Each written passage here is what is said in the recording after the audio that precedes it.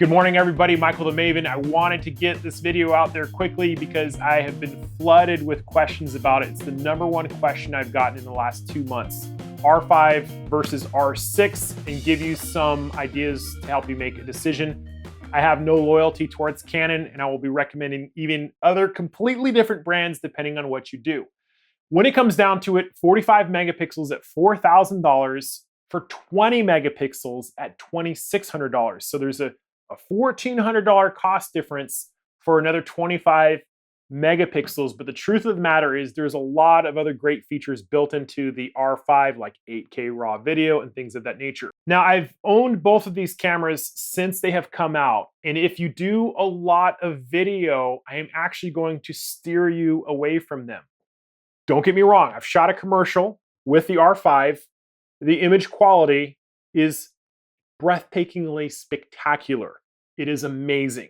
10-bit 422, C-Log, 8K RAW. It has so many bells and whistles to be excited about. But as it is well documented, both of these cameras overheat. Even with the new firmware updates, you're really limited to about 50 minutes before you start running into problems, and it appears to be mostly artificial. For whatever reason, Canon doesn't want us using these as high-end video cameras, which is sad because I am so impressed with the 4K HQ coming out of the R5.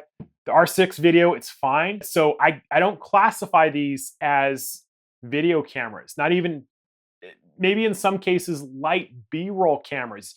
A professional B-roll camera, you should be able to use it for a couple hours. Can't even use it. So I know a lot of people aren't going to like me saying that. I'm just being real with you guys. If you do video work, these are not your go-tos. I would kind of steer you more towards something like the Sony a7 III. Handles full frame video very nicely. Can do a number of things. That's the price has come down. The Sony a7S III is great for video.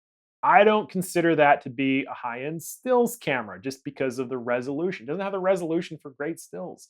And a lot of people will hate me for that, but that's the beauty of my channel. I have no allegiance to any camera company. I am going to tell you what I think. If you're on a budget and you needed a video camera to just crank videos out, I'm shooting on a GH5 right now. It's almost 4 years old. It's a great camera. You can get one used on eBay for probably close to $1,000. There is a very specific problem that I need to tell you about between these two cameras. So the R5, remember, 45 megapixels.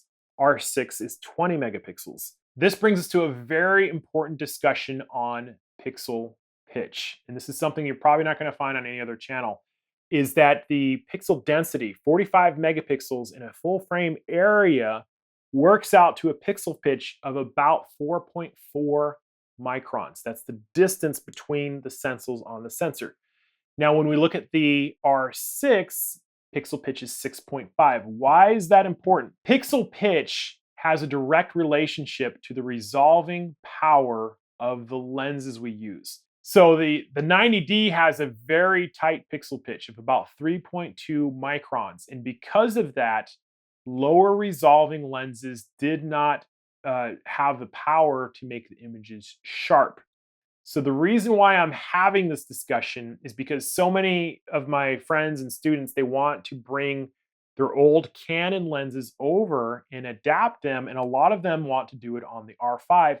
The word of warning that I'm giving is that if you are using older zoom lenses, you're going to run into resolving power issues. In fact, when the 5DS and the 5DSR came out, Canon published a list. Hey, make sure you use these lenses. You know, those were under 50 megapixels. Well, now we're in the range of, the R5. The word of warning that I'm giving is that primes are probably going to be okay. The RF glass is going to be okay on the R5.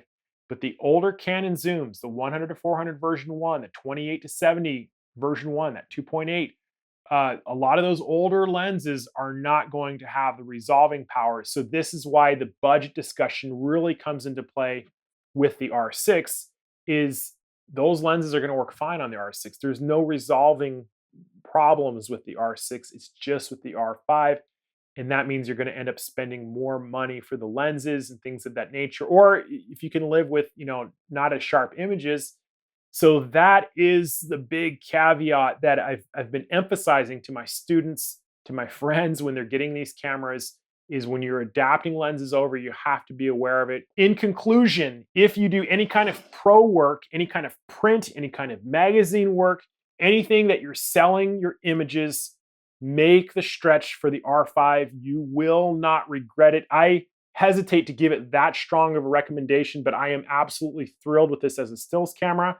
If you are not doing a lot of pro shooting and you can get away with the 20 megapixels, it's easy. The R6, wonderful interface, user experience. They're really fun cameras. I'm thrilled with them. If you want to join our Facebook group on the R5 or R6, I would be thrilled to have you there. I will put that link in the description. If you're learning the cameras, I also have free tutorials on both of them. Check them out.